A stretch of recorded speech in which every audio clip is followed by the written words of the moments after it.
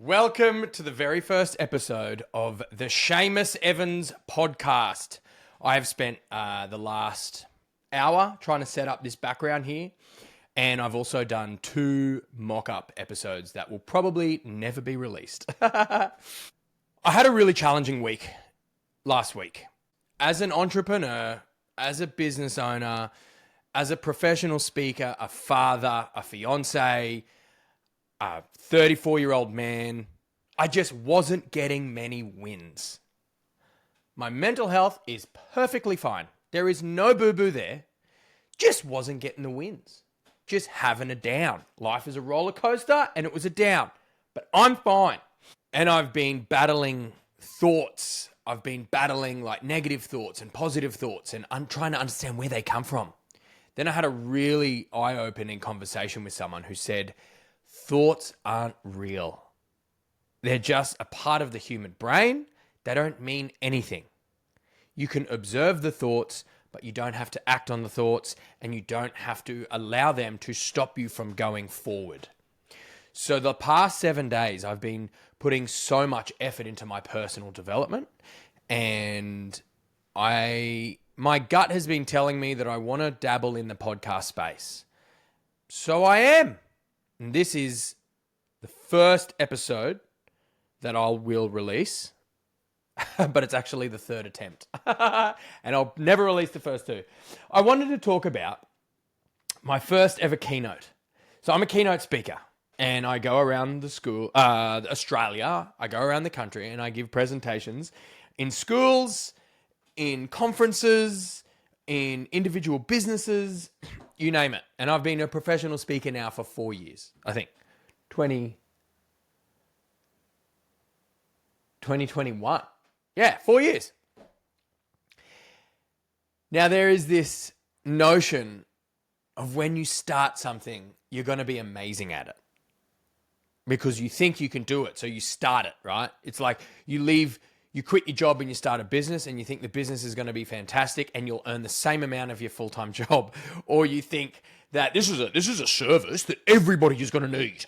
And you have this mindset that you are the solution to everyone's problems. Very quickly you work out you don't know what you're doing. And right there is the pinnacle point of whether you continue or whether you turn back. I wanted to be a keynote speaker and empower young Australians to overcome their adversity, to stop allowing their insecurities to impact their future and not fall the victim into whatever it is that life's thrown them. My story was Tourette syndrome and ADHD and failing school. I never wanted that to impact my future, and I didn't let it. I had an amazing career on television, and there was a lot of personal development I had to do when I was 18 to maintain a career, right? So I have this amazing talk, and I start calling all the different schools. I got a list of 1,000 schools across Australia, and I'm calling them one by one, sending emails constantly. The emails were horrible. They were poorly written. They probably had spelling mistakes. I literally attached an A4 sheet of paper, like a Word document with writing on it. And that was my first attempt at a PDF like collateral that I send around, like a 1-page document, right? I do some research on how much I should charge for this keynote. And it was like, is it $1,500? Is it $500? I don't know. Is it $1,000? Is it $2,000? And I spoke to a handful of teachers, and they basically said that the right mark would be about $2,000, $2,000. I was like, all right, $2,000. So I put my price at $2,000. I came up with a little A4 collateral 1-pager about my talk and me, and I emailed it around, and I got a school. Within the first month, I landed a bloody school to agree to pay me $2,000. I thought I discovered gold. I thought, this is amazing. This is incredible. I am set for life. It's basically retirement time now. This is the end. I'm Tony Robbins. Thank you very much for coming. Signed, sealed, and delivered. And they said, yep, an hour-long talk. I'm like, no worries. And I've been practicing my presentation. I've been practicing my keynote 100 times, easily. I would walk and I would talk. So 3 times a day, I would walk and I would talk it out loud. And I would practice it and it would hit an hour and a half. I was so prepared for this, it wasn't even funny. I get to the school, there's about 2,000 students. It was one of the biggest, in fact, I reckon it's the biggest school in Australia. It is massive, 2,000 students, and it was only 9, 10, and 11. They were missing 3 grades. This thing was massive. They asked me to do an hour. I did 20 minutes. I went through the whole thing in 20 minutes and got off stage.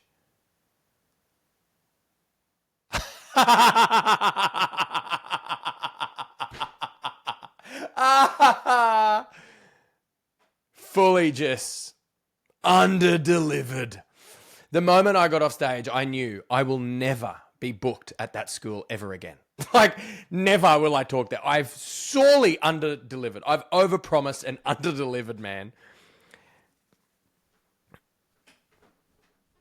And it was such like an eye-opening moment of like, you don't know what you're doing. You think you do. And you probably know more than an average person in this career and in this service. But right now, it's not up to scratch with what you're selling.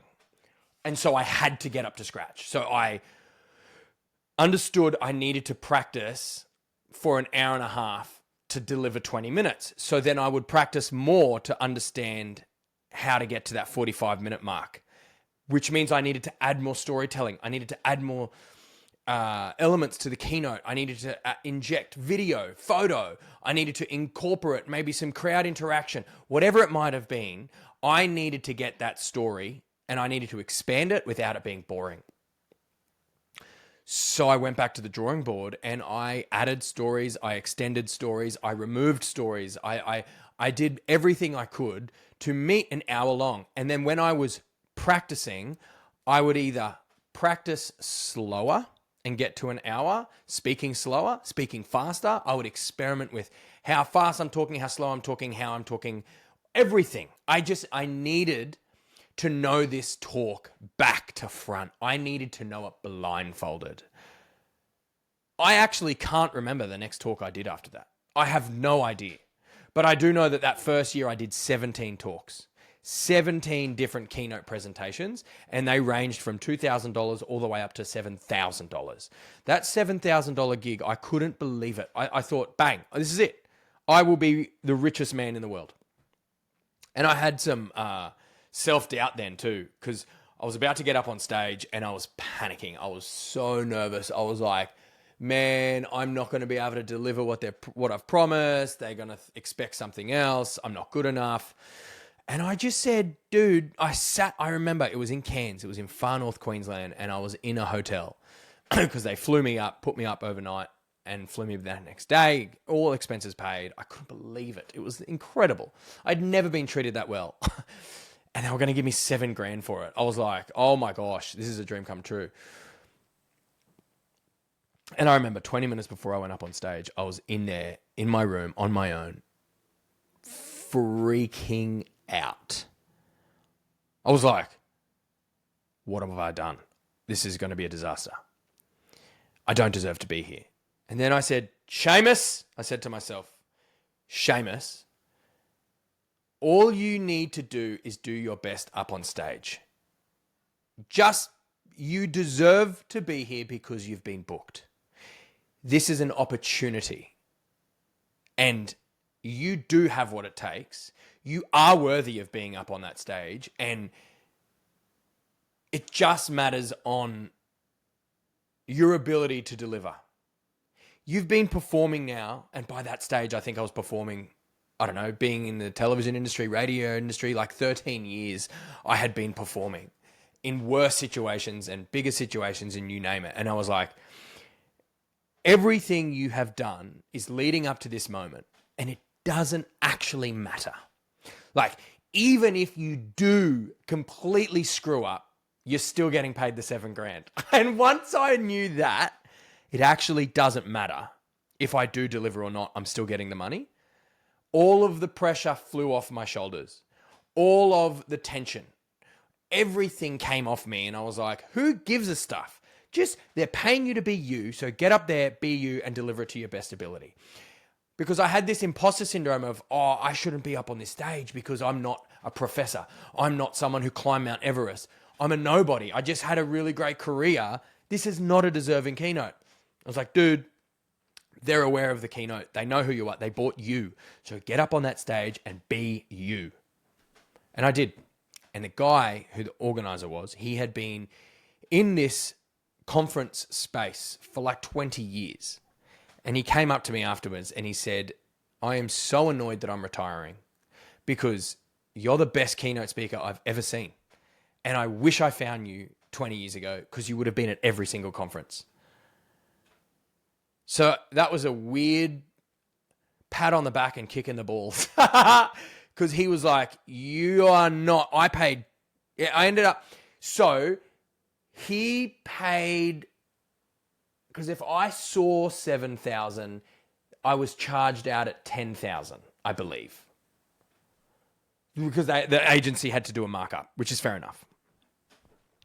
And he was like, I paid 10 grand for you, I would have paid 13 or 15. And so I was like, wow. But he retired.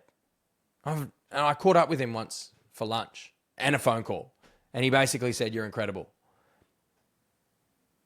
And then nothing happened after that. I got paid and I had to keep calling schools, 1,000 schools. And I had to keep calling day in, day out, you name it.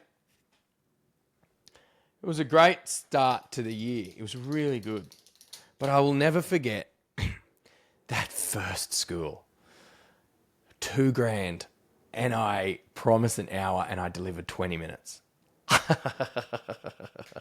You know, it's so funny because I have had some of the best experiences as a keynote speaker around Australia, in regional Australia, in some of the coolest, smallest towns, country towns, and I have made such a strong impact. And the feedback I get of like how inspiring it is that I'm sharing this message. And although sometimes I don't think it's very inspiring, but I just seeing a young person almost move to tears because they've had a recent diagnosis and that my visit has made them feel like they're not different. And it has made them go, hey, maybe I am capable of, maybe this isn't actually a disability. Maybe it's not a setback. And it's been a really great, really amazing. But I can't really remember the good ones. I can only remember the bad ones. Which is hilarious. Isn't that funny, though, about our lives? And this is a human experience to remember the bad. And the bad is sticky. Those horrible memories pop up for no reason and like to remind you of things and get you, and you're just about to go to sleep. And your brain brings up a horrible memory that for no reason just reminds you of it. Or like if I look back at the last 4 years of being a keynote speaker, I can name a handful of conferences and keynotes that I've delivered that were horrible. But I've probably done in the last 4 years, maybe 200 keynotes, maybe just shy of 200, around 200, right? Heaps. Can I remember them? Absolutely not. Sometimes I'll see photos and go, huh? Oh, that's right. I spoke at that. And I violently can understand how some massive rock stars will play around the world and they can't remember the tour. And I'm like, oh, I get it, because there are some trips that I've done that I don't remember. There are some keynotes and stages that I've been on and some schools I've been to. I cannot remember them in the slightest. Why? I wonder why that is. I had such a great career on television for 7 years. And the whole time I wished it forward. I wished that I was further along in my career. I wish I was making more money, and I wish that I was more famous. Like that was a young, early to mid 20s mindset and ego that I had. Sure, I was young, but like, why did I wish it past? Why did I go, this is but look, I wish I was getting paid more. I think I was getting paid $50,000 to be on national television, which sucked. But who cares? What do you need at 22? You're 22. What do you need? What do you need more than 50 grand for? You don't need more than $50,000 at 22. But you just compare yourself. You compare yourself and you look at other people, and it was a completely normal thing. I'm frustrated that I didn't really sit and smell the roses for a lot of the stuff that I did in my television career. Same thing with radio. Radio, I was working in these small towns, getting up really early and had frustrating co-hosts, you name it. And I was just like, not wanting to be there. I was frustrated and couldn't wait for my next market to move to and next promotion or next radio station. And now I've started a creative agency and I'm making really great content for my clients. Made sure, hey, it's a really difficult thing to start a business. It's really tough. And I've met with so many different agency directors and owners, and they say it's really hard. It's the hardest thing they've ever done. Their mental health suffered, the whole thing, you name it. And I have been experiencing that since the beginning of the year when I started this business. It is really hard. And the whole time I'm like, I can't wait until I'm further along. I was like, you know what? No. You will not make this same mistake. Live in the now, man. Live in the now, dude. Enjoy this process because one day you will be very successful in this area. You will have many clients and the money will be coming in to the point where it's a headache. You'll have staff, they're a headache, whatever. But you will never be in this position again. It's just like when you have a child. My daughter is 12 months old. I have loved every second watching her grow. I've had to stop myself going, I can't wait until she's older and can talk to me.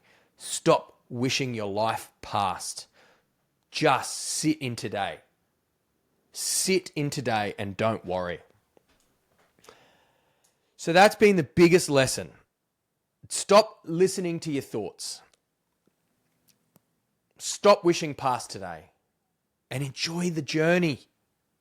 So I started a podcast because I really want to document this journey.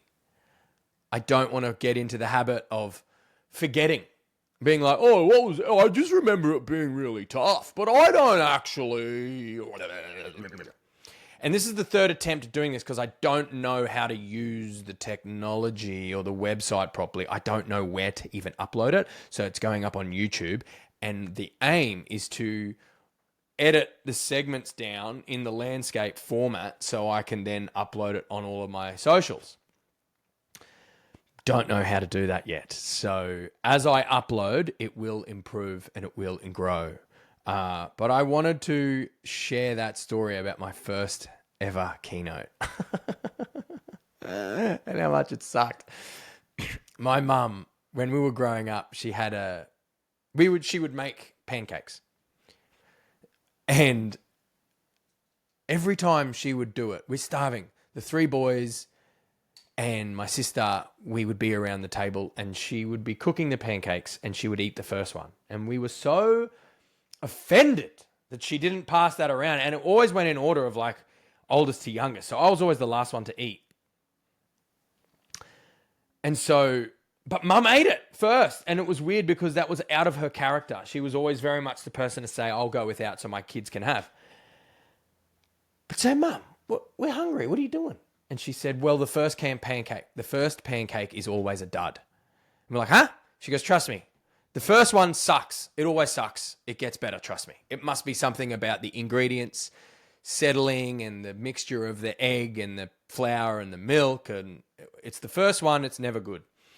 And I didn't know what she was talking about and I thought she was lying. And then I grew up and I made pancakes for the first time and I had the first one and it sucked. And I was like, oh, this is a bad pancake. The second one was better. Why is the bad one first? Sorry, why is the first one bad? And I just accepted it. The first pancake is always a dud. You just have to keep making pancakes. And my first keynote was a dud. But I didn't stop. And I've now done hundreds. I've lost count. Lots and lots of keynotes. And I will continue speaking professionally forever. But I can feel that the days of this particular keynote are coming to an end as I embark on the new journey of owning a creative agency and creating high-end cinematic content and growing brands and starting this podcast. I'm in a new phase of my career. I will always speak professionally, and I dare say my keynote will actually always get booked. I'll never stop doing it. But it's a new era, a new phase. It's a new me. And this is the very first episode of this podcast. So,